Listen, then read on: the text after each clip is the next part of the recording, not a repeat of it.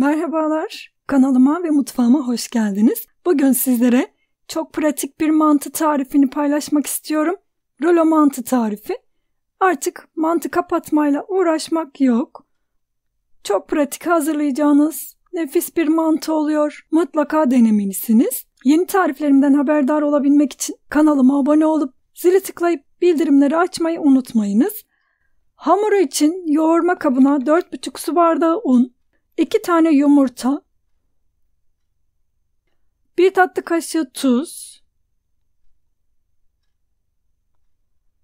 yoğurma makinemi çalıştırdım. Suyu azar azar ilave ederek hamuru yoğuralım.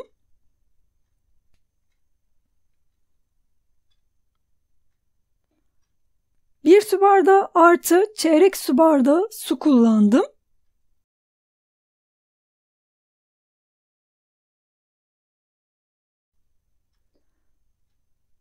Hamurun kıvamı bu şekilde olacak.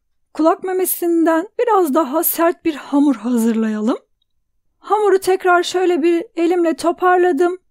Bezeler alıp hamuru biraz dinlendireceğim. 6 beze almak istiyorum. Eğer çok büyük açamam derseniz bezelerinizi küçültebilirsiniz. 8 tane beze de alabilirsiniz. Bezeleri eşitleyerek 6 tane beze alıyorum.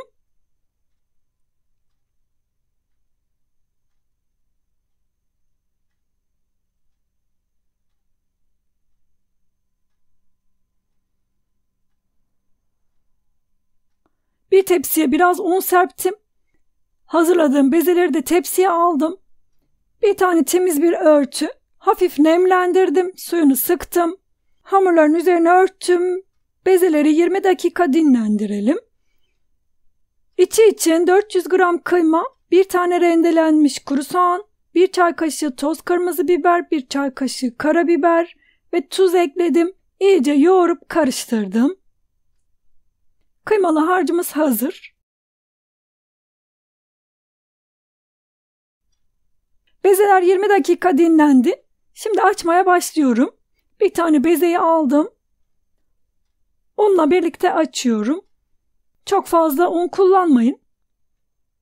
Ama yapıştıkça da üzerine un serpebilirsiniz. Ben öncesinde biraz merdane ile açtım. Daha sonra da oklavayla büyüteceğim.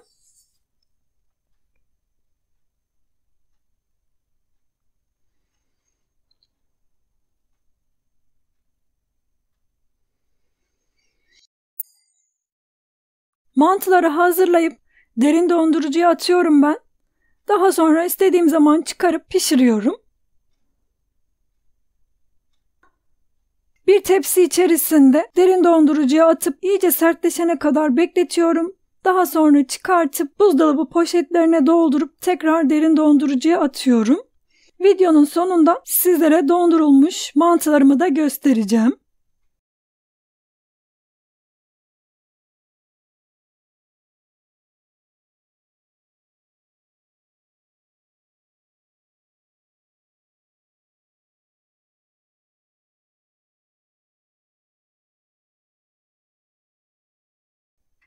Ne çok kalın ne de çok ince olacak şekilde mantı hamurumuzu açalım.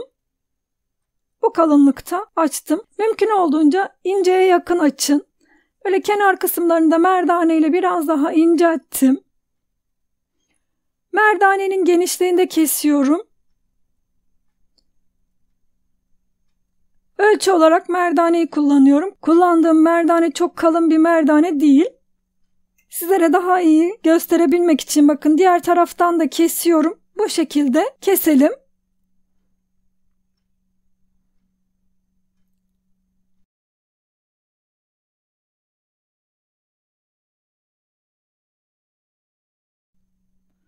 Kıymalı harçtan biraz alıyorum. Ve kestiğim hamurların kenarına ince olacak şekilde kıymalı harçtan yerleştiriyorum.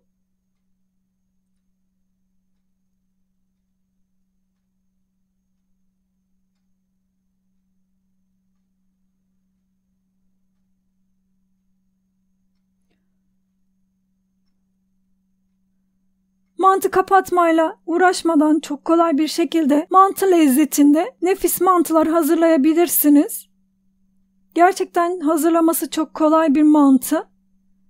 Haşlarken de içinden kesinlikle kıymalar çıkmıyor. Videoda görüldüğü gibi kapatıyorum. Kenar kısımlarını içine kapatarak sararsanız daha düzgün olacaktır. Ben bundan sonraki açtığım bezelerin kenarlarını içine kapattım. O şekilde hazırladım.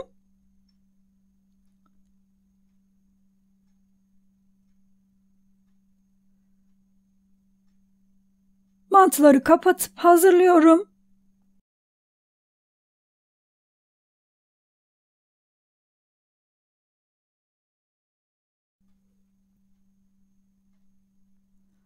Hepsini hazırladım.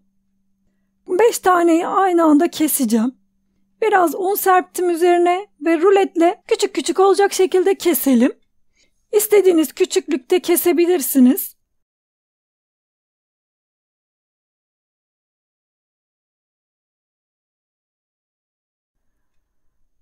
Kestikten sonra da hepsini karıştırıp una buluyorum. Mantılarımız hazır. Bakın bu kadar kolay.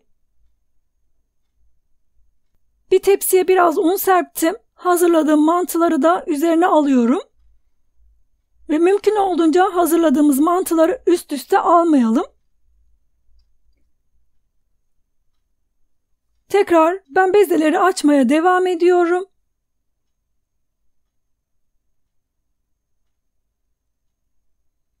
Bütün mantıları aynı şekilde hazırlıyorum.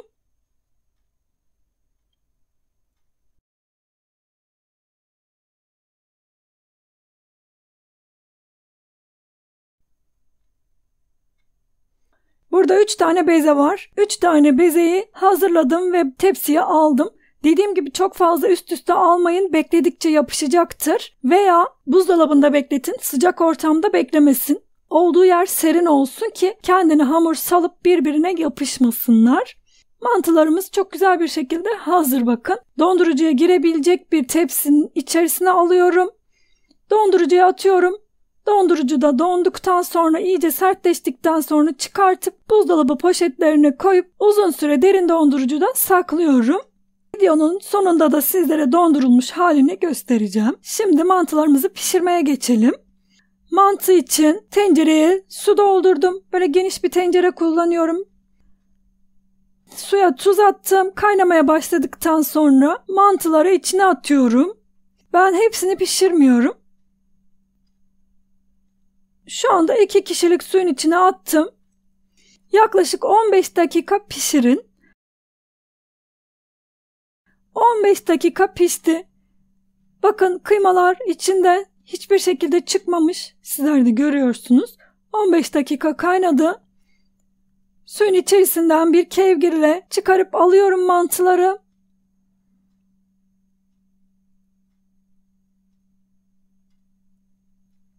Üzeri için 1 yemek kaşığı tereyağı, biraz sıvı yağ, pul biber, toz kırmızı biber, nane ekledim. Eğer isterseniz 1 tatlı kaşığı salça da ekleyebilirsiniz. Dondurulmuş mantılarımı gösteriyorum şimdi sizlere. Bakın bir tepsinin üzerine bir örtü aldım.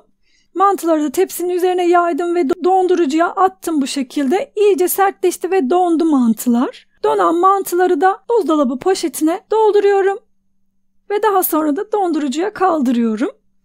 Bu şekilde mantılarınızı hazırlayabilirsiniz. Mantının üzerine yoğurt döküyorum.